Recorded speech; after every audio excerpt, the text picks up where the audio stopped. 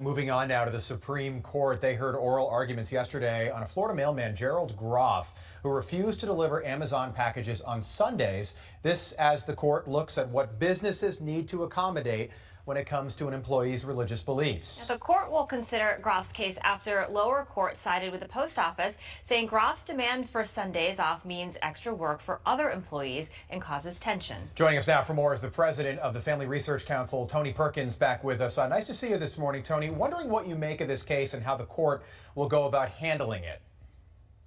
Well, good morning. It's a very important case dealing with religious freedom and the accommodation of religious Americans. You know, the post office may have traded Sundays for a few pieces of Amazon silver, but many Americans have not. They remain very committed to their religious faith, and there's a desire simply to be accommodated, and that's what this case is all about. Yeah, the justices struggled, with the question of when employers have to accommodate employees' religious needs. So where is this line, in that freedom, and should that be an absolute right in the workplace? How do you see this playing out? Well, first off, you got to consider he took a job with the post office when the post office worked 6 days a week. Sundays were a day off. They changed their protocol. They changed basically the terms of employment and started working on Sundays. A very small, post office that he was in. And yes, it was a burden on others, but it was the post office that changed its position that for decades has not delivered mail on the Sundays. I mean, it's been recognized, Sunday being a Sabbath, is a day of rest. It's accommodated many Americans. And just, again, because the post office has changed its mind to try to make money because they're losing money and taking on Amazon's business, is no reason to burden the fundamental freedom that Americans have to worship as they choose. And for many Americans, that is Sunday. What is the opposition argument to this case?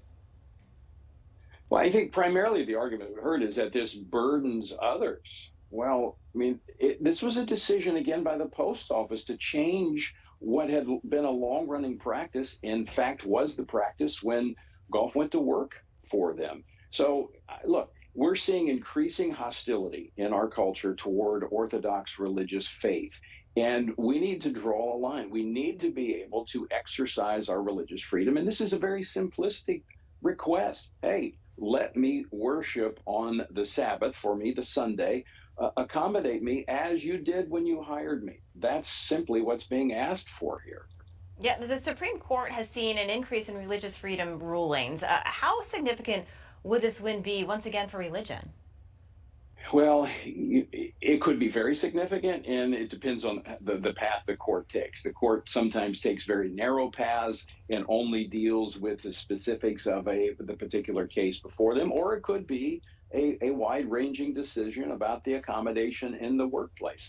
I'm hoping it's the latter, that they defend this fundamental freedom. Like the post office can't cancel religious freedom as they cancel a stamp and say, you can't use it. Right. We have the right as Americans to exercise this freedom. Big case. We need to be praying that it is successful for religious freedom. Yeah, just quickly, 63 conservative majority on the high court. How do you expect this to play out?